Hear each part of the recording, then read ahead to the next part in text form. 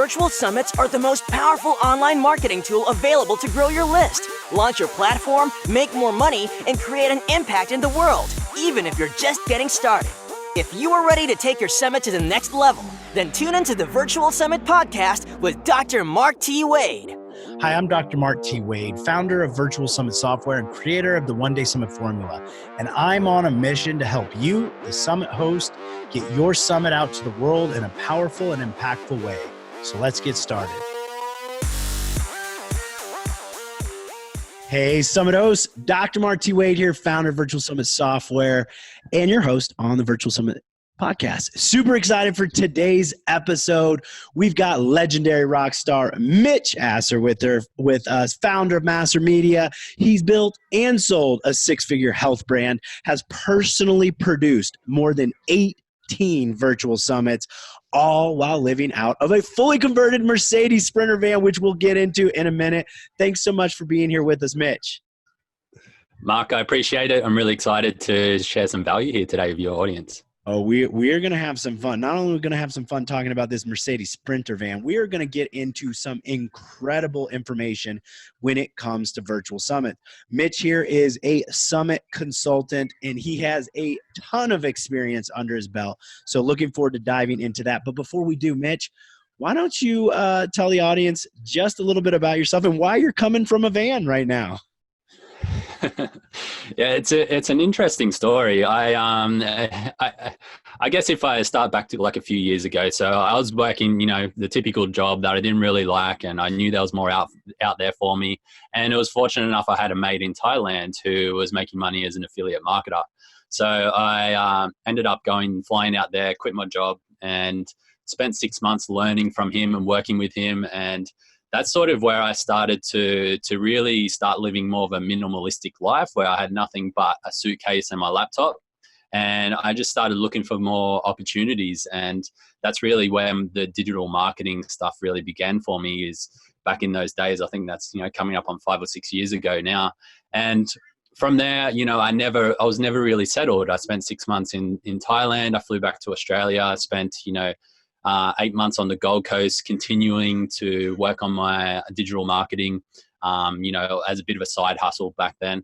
And then I sort of flew over to the opposite side of the country, over to Perth, and spent some time over there. And then I was back in Bali for a little while. So I've always sort of had a core value of adventure. And I've also had a core value of wanting to make money online without it being capped. And both of those things sometimes sort of can be hard to manage at times, because you want, they're the two opposite things. And I think, Mark, you can probably relate. I think you're the adventurous type as well. But, I found some balance over the years, and I'm really grateful for some of the experiences that I've been able to have. And, building, I started a natural health business. It was all around fasting. We did the fasting summit for 3 years, built up an email list of over 50,000 email subscribers, and did quite well in that for a little while. And it was, allowed us a lot of great experiences. That was me and my sister, who was my business partner at the time. But now it's sort of evolved, and it continues to get more and more exciting every single day. And now we're moving on to producing a lot of summits for other people. And I've also I didn't tell you just yet, but I've actually got 6 of my own summits lined up over the next 14 months.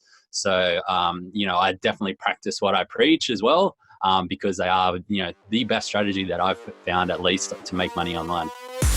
Virtual Summit's software makes hosting a summit easier than ever. The only software in the world designed specifically for hosting a summit lets you set up a summit in a matter of hours with no tech skill or team needed. You can try out the Virtual Summit's software free at virtualsummits.com. But hurry, this is a limited offer.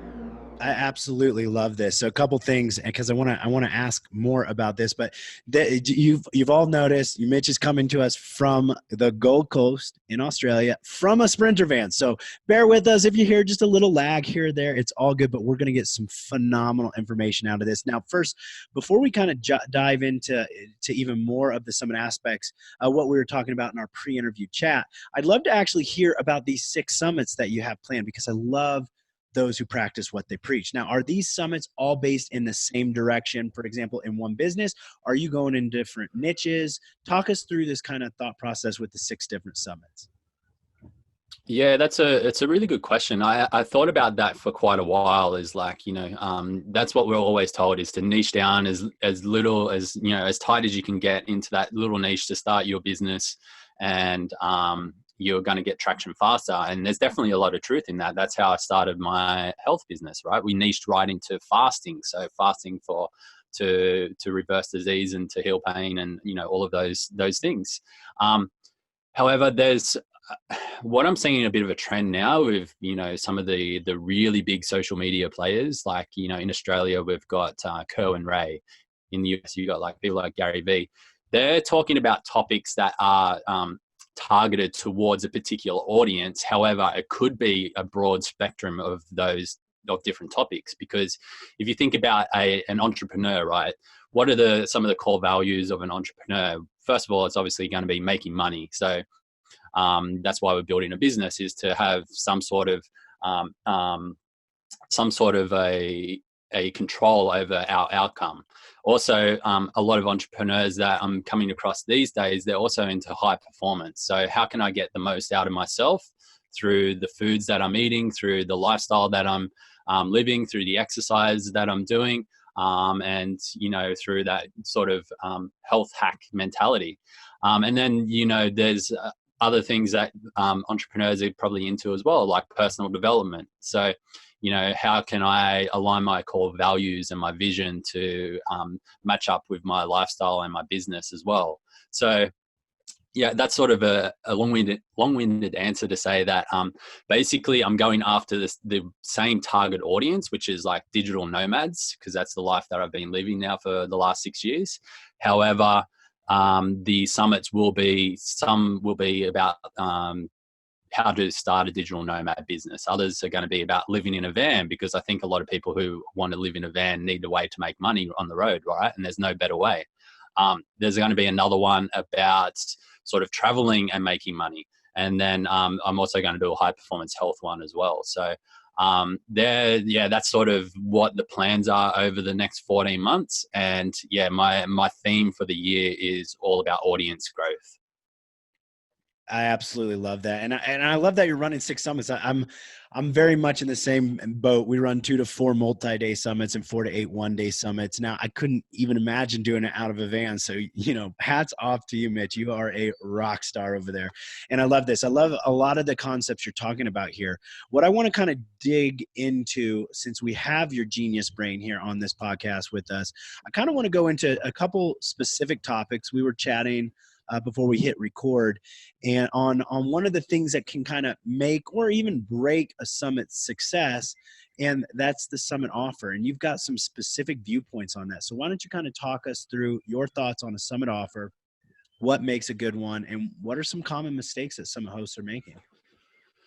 Yeah, absolutely. It's a really great topic to talk about, and I think it's probably the place that you need to start when putting together any type of funnel or offer or any type of product is always start with your offer first. Like what do your target audience really want? Because sometimes when I think about a summit, because there is so much to do, it can be quite overwhelming, right? It's one of the hardest products to put together, I think, compared to other things like webinars and ebooks and things like that. However, if you're starting with the offer first, it's like, what do your people really want? Sure, the summit, the master classes are going to be great, and then chopping them up to give them just the MP3 so they can have more convenience listening to them instead of just watching them. That's also great. Maybe some show notes and action steps as well. That's going to be good. But what else can you do to actually increase the value of that offer?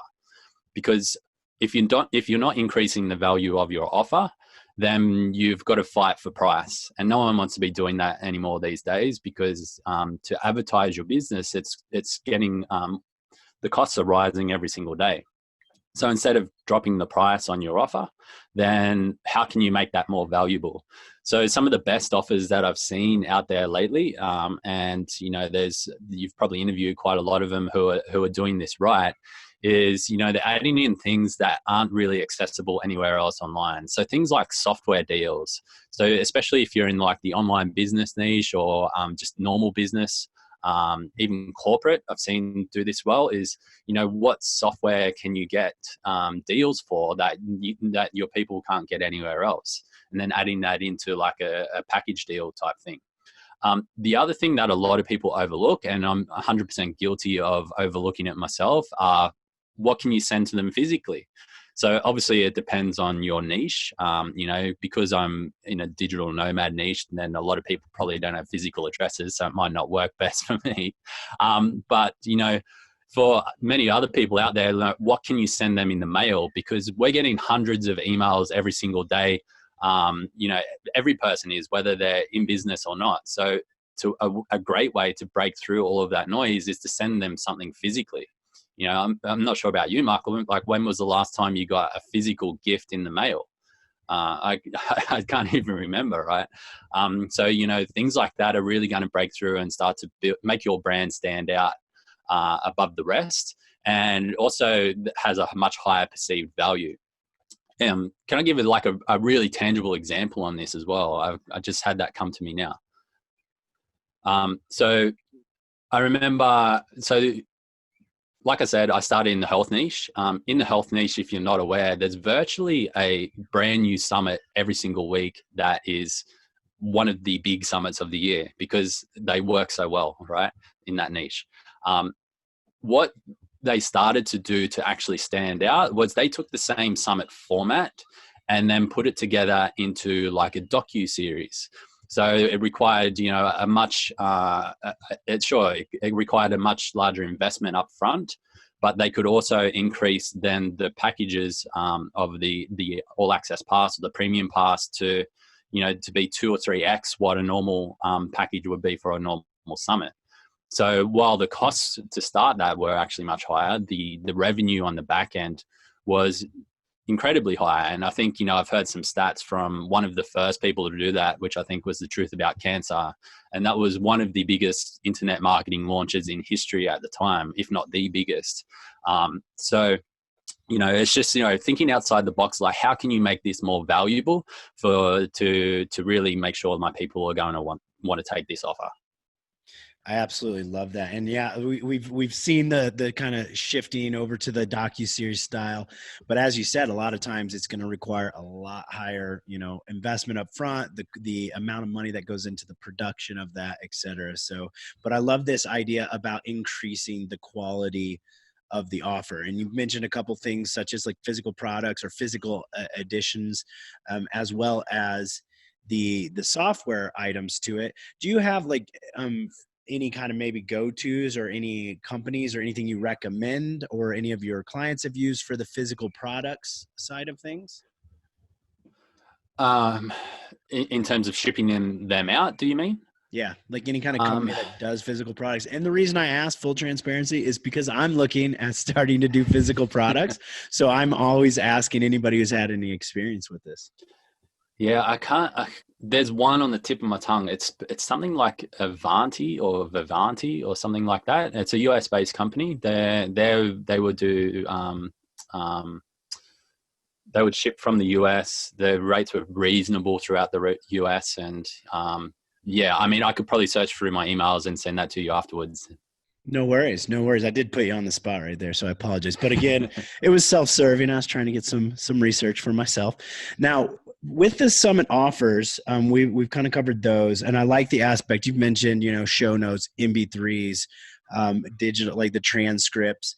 Have you had any experience, or let me rephrase that? What has been your experience, or kind of what do you prefer doing when it comes to the different add-ons to the offers? I mean, we have order bumps, we've got upsells. What about the different numbers of offers or options on the all access pass? Can you kind of talk us through like what's your go-to in those areas? Yeah, sure. I mean, it's always evolving. I think, back when I started, it was just the normal offer and that was it. But as I sort of referenced a little bit earlier, it's getting more expensive to advertise these days. So, and it's also more competitive every single day, which isn't, it's not a bad thing, right? You just need to continue to up your game. I get excited over it because it makes me think and makes me become a better marketer, become a better business owner. So, what seems to be working the best at the moment, and this is based on probably the last 3 summits that I've done for clients, is having the all access pass or the premium pass at quite a normal, sort of at the same price you would have priced it at, 3 years ago. So in the online business niche, usually about 67 is the first offer. In the health niche, it's sort of about $37 or $47 is the first offer. And similar through a lot of those other lifestyle niches. But having that there, but then have a bump offer for like a some of my clients are calling it a playbook, others are calling it an action step book. So something that really outlines all of the speakers, some extra information about them, some notes about each of their topics, and maybe like some other links in there for free opt-in gifts or something like that. So that's usually priced at around $17 to $27 as a bump offer. And then on the next page, then doing a one-click upsell. So one of the best offers that I've seen, which I think you've had Navid Moazes on the summit. I just want to give a shout out to him because he had a really great offer recently for his list building school. Where he put together a bunch of templates and swipe files and virtually everything you needed to build your list, to make it easier to build your list. Like, I thought that was a really great next step because he really thought about the process. The best offers on your upsell are ones where they continue to solve the next problem. So let's say, if I want to get healthy, then the summit is all about how to lose weight healthily. So the next thing so if I buy that product, then immediately in my mind I'm thinking, okay, I'm going to lose weight from learning all about this, all of this information from these experts. Then so that sort of solves it in my mind as soon as I purchase that first offer. But then when it comes to the upsell, if you just offer them more of that, they're probably not going to take it because they've already thought in their mind, I've already solved that problem. So what's the next step that people want to do after they lose some weight? Well, for some of them, it might be to build up some muscle, right? So if you offer them, a muscle building 5-day program, then that's sort of the next step that you can, then you talk about that in your offer, right? It's like, great, you've got this, you've got all of these masterclasses now to lose weight over the next 30 days. What I find most people are going to do after that 30 days or want to do after that 30 days is start to tone up and build some muscle again. So get this program. It's at, 50% discount for right now. And you can start to work on that after that 30 days. And that's the next progression for them. So they're sort of the best offers that I see because people don't want more of the same thing. Be sure to check out the speaker management tool inside your Virtual Summit software, which lets you quickly and easily recruit and manage your speakers on your virtual summit, literally eliminating hundreds of hours of work. Get more information at virtualsummits.com. Yeah, I like how, no, absolutely. And I love how you say it continues to solve the problem, the one-time offer, the one-click offer. This is also a key important aspect here. It shouldn't ever be something that's foundational to the original offer. I know that sometimes people are thinking, well, I got this great offer, I'll pull this aside and I'll make this an upsell. You don't ever want to bait and switch your audience. It should be something like Mitch was just saying that's going to continue to solve the problem. I love that, how that's said. And great shout out to Naveed over there. I was actually on his list building summit, which was a lot of fun, and it did really well actually from what he said. So let's now kind of take a little bit of a switch here. Like, I mean, I know when we were doing our pre-interview chat, like, you rock out so many different aspects of the summit with your clients, and we had to kind of narrow it down. And one of the areas that I know I always get questions about, and honestly, I'm not the best in the world at it either, so this is a little bit self-serving as well, is the paid media strategy. You've got a pretty rock star process over there. Why don't you kind of talk us through that?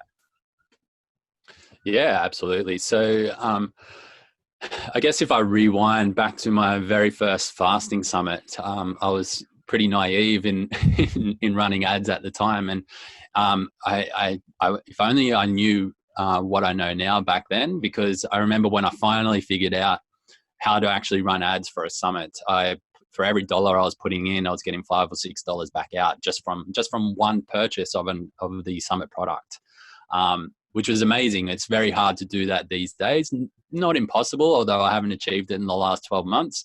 However, this strategy that I've been using, it's been effective 95% of the time. And before I jump into what that strategy is, I'm always happy to share why that 5% it didn't work. So I think there's been 3 occasions now, or no, not even two occasions where we haven't been profitable from this strategy. And the first occasion was because one company, they just wanted to scale really quickly. So as most people listening right now, as you know, it's when launching a summit, it's typically a very short window of promotion. So usually 2 weeks is your promotional period, which means if you want to spend 20, 30, 40, $50,000 on ads, scaling that up in that short amount of time can be a challenge, especially if they're sort of changing their mind halfway through. So I was in touch with them throughout every single day, and I was like, look, we're probably going to lose a little bit of money on this. Are you okay with that? They were happy to keep scaling. I think we ended up spending $30K and we've got $28,000 back. So, and that was just from the Facebook ads. So it was a $2,000 loss on the Facebook ads. However, they made 6 figures for the entire summit. So it wasn't a huge issue for them anyway. The second time it didn't work was because the summit host didn't actually have the summit ready to go by the time we started running ads. So they literally just copied an old summit, put it into the new summit. It was a brand new topic. They didn't think about the headlines. They didn't think about the key learning points. And they were literally changing that like 5 days after I launched the ads. So that was just poor planning, and something I don't recommend. Especially if you're running your first summit, do not be doing interviews and writing copy during your promotional period. Give yourself more time than you need, so you can have that complete focus and attention on marketing the thing, because it takes a lot of work to build a summit. So you want to give yourself the best chance to actually make it successful. So yeah, they're the only 2 times. Unfortunately, I have to jump in here with you, Mitch, because you're saying something that I'm constantly beating this drum about, and I want to get into the process, but I just got to stress this. Like those of us who are on the summit, creation and running side, we're always like give yourself more time. And then of course the summit hosts are like, I want this done tomorrow. Let's launch it now. Please hear what Mitch is saying. Give yourself a little bit more time. It's always better to plan it out a little bit longer than try to rush through your summit. So I just had to say that, because that's something every day that I'm like trying to get people to understand. So I love when I can have somebody else that's an expert over there saying the same thing. So now let's walk us through this 5-step paid media strategy you got. Yeah, absolutely. So step number 1 is you're targeting people for registrations. So the best place to start there is launch to your warm audience first. So that's your email list or your pixel data or, website traffic, whatever, all of the above type thing. And the idea of going to them first is to build up a little bit of social proof on your ads. And then you can scale out to your cold audience. So I'm not going to get into sort of the specifics of each step, because we probably don't have time for that today, but there's a bunch of different ways to reach cold audience, and it's all about testing essentially. So that's step number 1. And we're doing that typically, at least in Facebook, with mostly conversion campaigns. And then sometimes we'll overlay like post-page engagement or video views.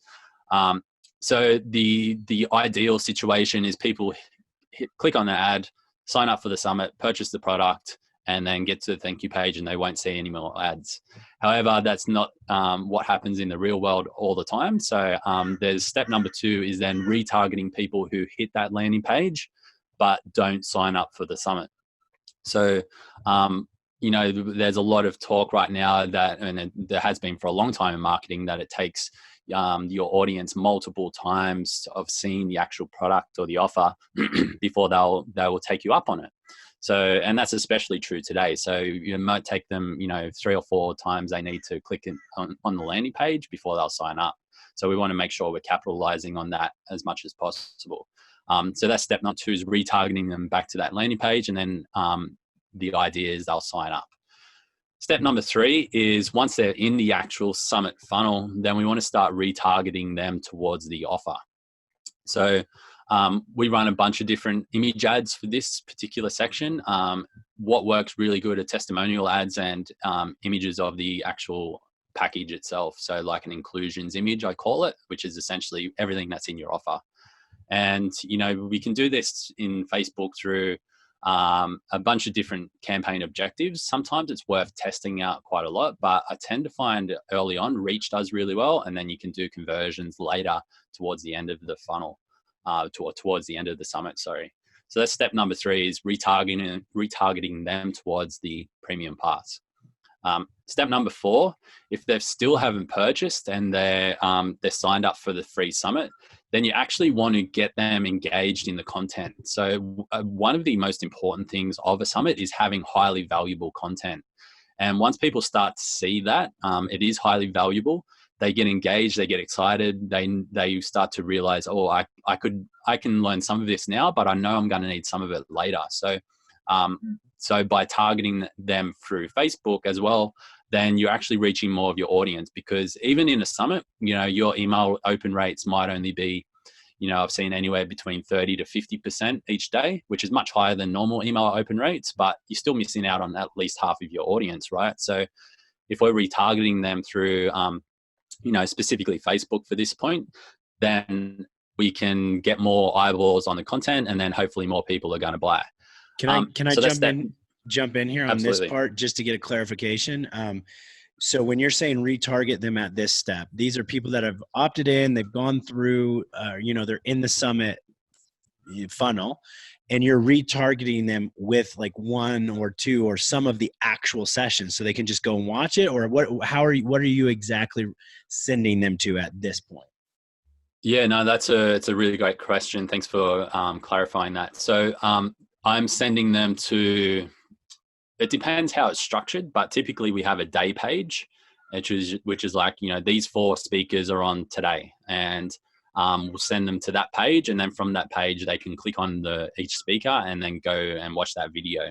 So it's usually an image ad, and it'll have like all of the images of each speaker on that day, and then we're pushing them towards the page where they can access all of them. Does that make sense? Yeah, perfect. Absolutely. Yeah, so I mean, once you're getting them engaged, then they're more likely to buy. We actually see really high positive ROI on days 1 and 2 when doing this strategy, and then towards the end it also picks up a little bit as well. It sort of plateaus a little bit for if you've got 5 days or 6 days. Somewhere in the middle it'll plateau, but then it'll pick up over those last few days. And that sort of leads into step number 5, is ads that have always worked well for every offer is your cart closing or your final chance to purchase the premium pass. So we do this in the last 48 hours of the summit, and it's really just ads that are talking about if we're closing the cart on Sunday at 11:59 p.m. This is your last chance to grab this offer at this price, or the last chance to grab this offer ever. Make sure you do that now before the cart closes. And at that point, depending on the budget, we're trying to push as many different campaign objectives to that offer as possible, because the ROI, or the return on ad spend at that point, is usually pretty good. So that's the entire 5 steps. Is that any questions on that, Mark? Yeah, no, I absolutely love this. And I've got, definitely want to dive deeper in a couple things to clarify, because I know some people are probably having the question.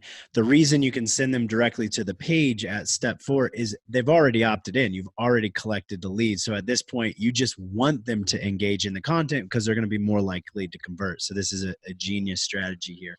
So I'd love to kind of get into some of the, like, any ad strategy that you're seeing that's working right now. So we've gone through kind of your step. Is there any kind of go-to ad strategy that seems to be working? Messaging with your image offers, is there type of things? I know it varies, but like, is there anything that kind of pops up that's your go-to right now?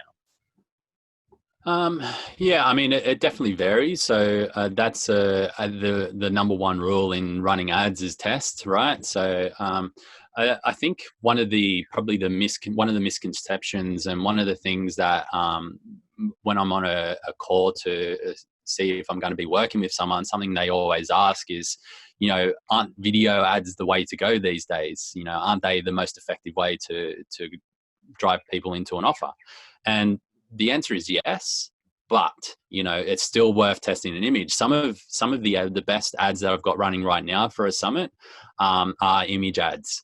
And, that's out to cold audience as well. I think, it's in the teaching space. We're getting leads through an image ad or sign-ups for the summit through an image ad for about $1.50, which is pretty good these days, right? I remember, a few years ago, that was still pretty good. So, we're always testing that against videos. We've got another thing that I'm starting to do with all clients now is what I call a hype video. So it's like really high energy. The frames are moving really quickly. There's it tries to showcase all of the speakers that are in the event. And, there's some good copy and stuff that runs through it. And it's, one of those really high energy videos. They're working pretty effective as well. And then the thing that's always worked from the start is just preview, 60-second preview videos of your speaker sessions if you are doing it pre-recorded.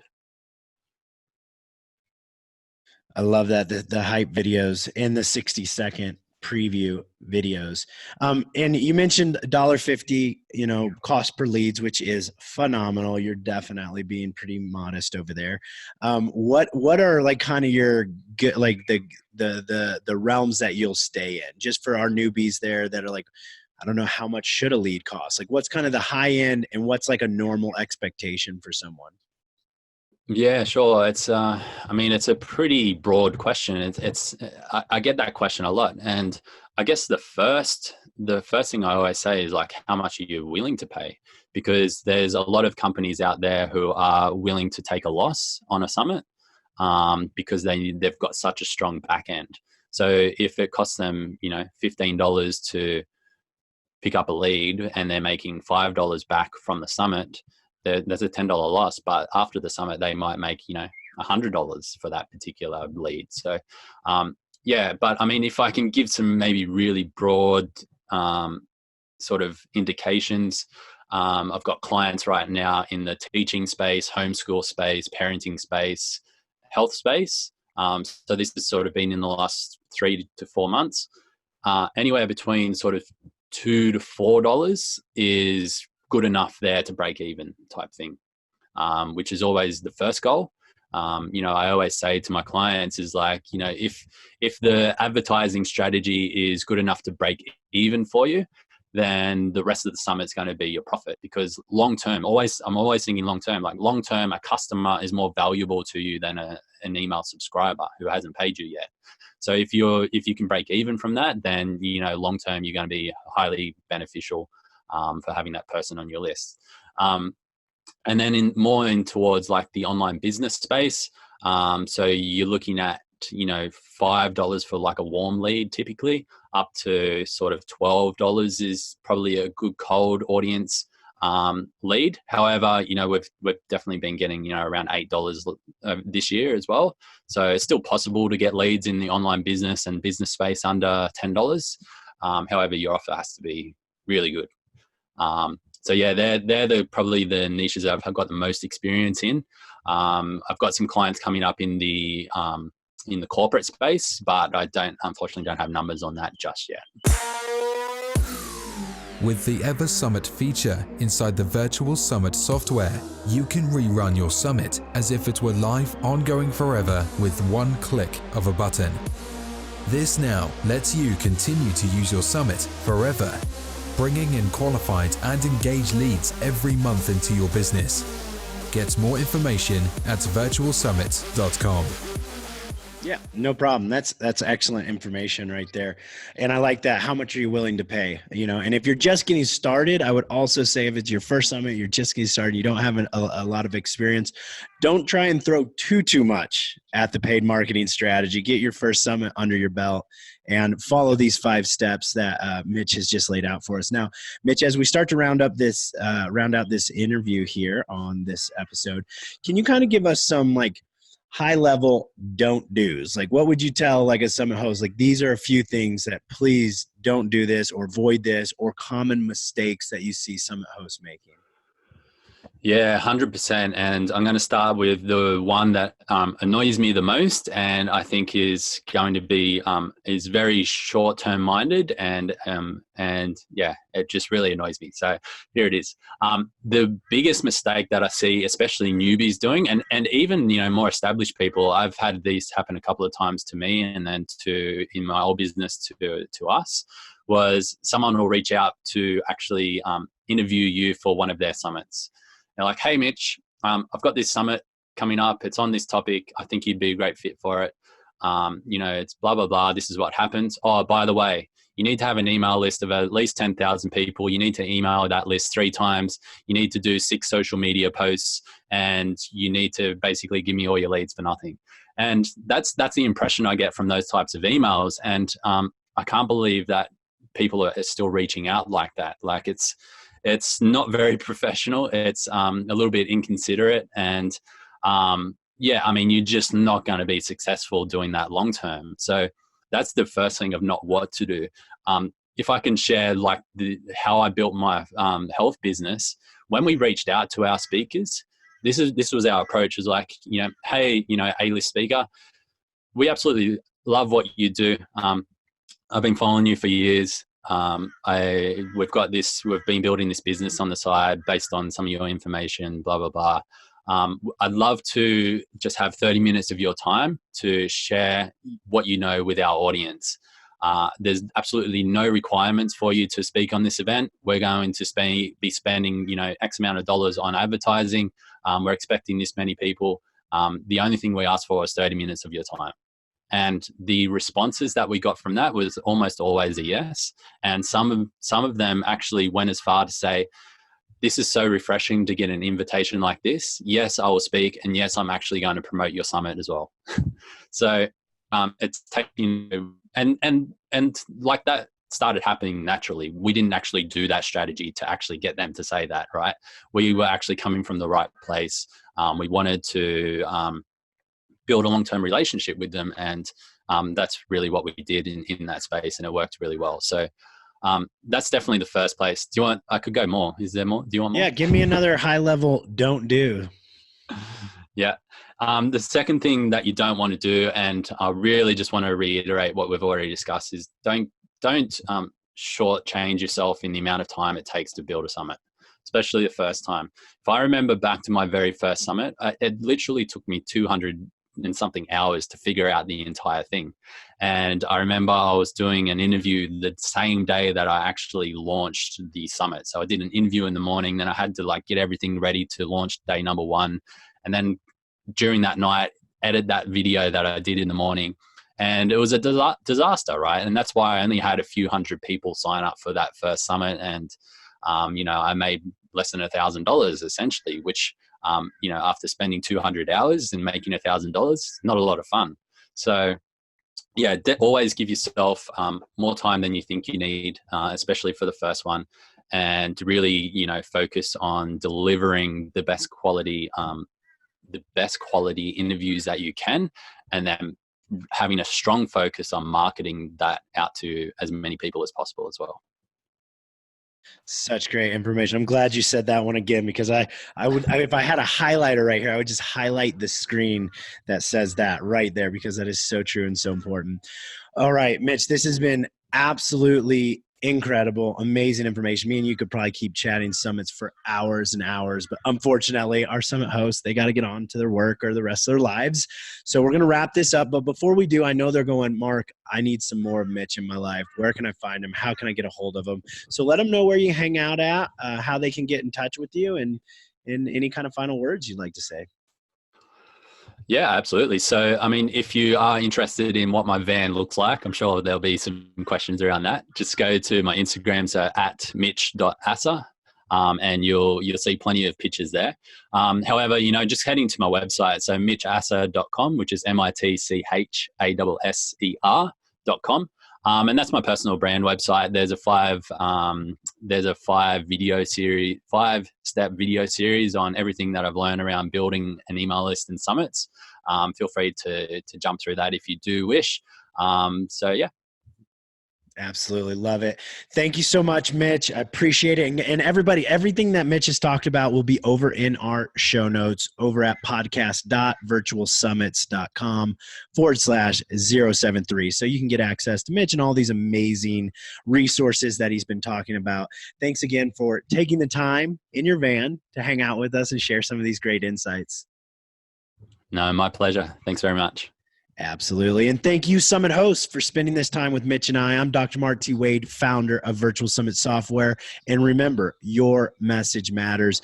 Don't forget to grab everything over at the show notes at podcast.virtualsummits.com/073.